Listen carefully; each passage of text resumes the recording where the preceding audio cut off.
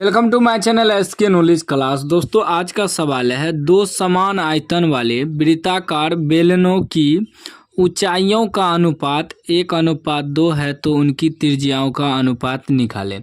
देखिए दोस्तों इस तरह का सवाल बहुत पूछता है।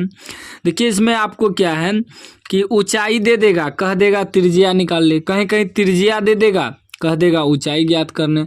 तो ध्यान से इस वीडियो को देखना है लास्ट तक। चैनल पे नए हैं तो चैनल को सब्सक्राइब कर लीजिएगा, घंटी को दबा के ऑल कर लीजिएगा। तो दोस्तों दो समान बेलन है, ठीक ना। तो दो बेलन हम बना लिए हैं, देख सकते हैं दोस्तों, ठीक ना। दोनों का आयतन क्या है, समान है। सवाल ही कर रहा है दोनों का आयतन बराबर है, ठीक।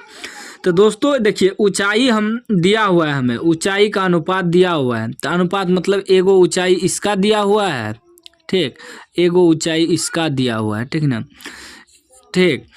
और एक बात समझ लीजिए दोस्तों, दोनों ऊंचाई समान है तो एगो का H1 मान लेते हैं, एगो को H2 मान लेते हैं।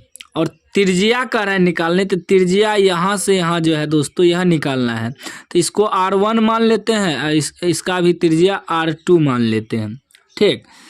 अब लिखेंगे दोस्तों माना बेलन की ऊंचाई H1, H2 है, मान लिए, तथा त्रिज्या R1, R2 है, मान लिए त्रिज्या, ठीक। अब सवाल में क्या कर रहा है, ध्यान से आपको समझना है। कह रहा ऊंचाइयों का अनुपात हमें 1:2 दिया है, यानी कि H1 1 है, H2 2 है, इसीलिए 1:2 दिया है, ठीक। सवाल यह कर रहा है कि दोनों का आयतन बराबर है। दोनों का आयतन क्या है, बराबर है। तो बेलन का आयतन का जो सूत्र होता है दोस्तों, बेलन का आयतन का सूत्र हम यहाँ लिख देते हैं, आप लोग याद रखिएगा। सूत्र होता है पाई आर स्क्वायर एच, बेलन का आयतन का सूत्र, ठीक।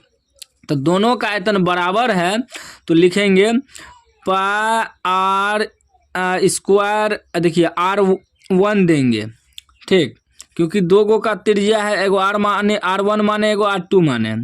पाई स्क्वायर H होता है तो H1 दे देंगे, बराबर।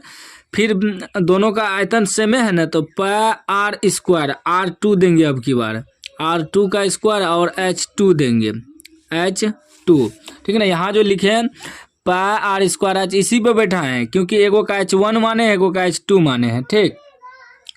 अब क्या करना है दोस्तों, देखिए पाई कट गया।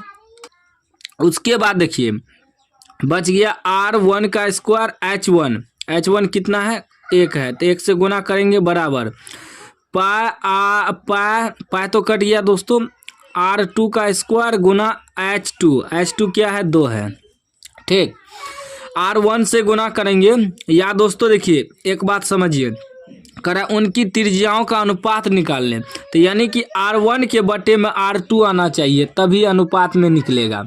तो देखिए R1 का स्क्वायर, ठीक, और ये R2 इसके बटे में आ जाएगा, R2 का स्क्वायर, बराबर। ध्यान से समझना है, ये वही है और ये इसको हम इधर लाए, यहाँ गुना में है तो यह इधर आके भागा में आ गया। अब जो है दोस्तों ये 2 वहाँ है, ठीक, और ये 1 इसके बटे में आ जाएगा, समझ गए। यानी कि दोस्तों ये R1 यही है तो इधर से R2 लाए, तो उधर 2 वही है तो 1 को उधर भेज दिए, समझ गए दोस्तों। अब देखिए दोनों पे स्क्वायर है, तो दोनों पर स्क्वायर है तो यहाँ स्क्वायर हटाएंगे तो यहाँ रूट हो जाएगा, यानी कि R1 बटे R2 बराबर जब निकालेंगे दोस्तों तो 2/1 के यहाँ से दोनों का स्क्वायर हटाएंगे तो दोनों पे रूट आ जाएगा, क्योंकि एगो का स्क्वायर इस पे रूट आएगा, एगो का स्क्वायर इस पे रूट आएगा, ठीक। तो R1 बटे R2 बराबर क्या निकल गया दोस्तों, √2 का तो √2 हो जाएगा, 1 का वर्गमूल बाहर निकलेगा 1। अब देखिए R1 बराबर √2, R2 बराबर 1, यानी कि R1 अनुपात R2 बराबर क्या हो जाएगा, √2 अनुपात 1। यही आंसर हो गया, यह त्रिज्या का अनुपात निकल गया 2:1। अगर ऑब्जेक्टिव में ऑप्शन दे तो आपको मार देना है, सब्जेक्टिव में इस प्रकार हल करना है। इस तरह का सवाल बहुत ज़्यादा ऑब्जेक्टिव में पूछता है दोस्तों, और विद्यार्थी कंफ्यूज हो जाता है। यहाँ जो सवाल करा है, दो समान आयतन वाले, इसी से पॉइंट को पकड़ना है। आयतन दोनों का समान है, बैठा दिए, जो दिया था उसको सूत्र पे बैठा दिए, हल कर दिए। इसी प्रकार आपको बनाना है। कोई भी डाउट हो तो कमेंट बॉक्स में पूछ सकते हैं।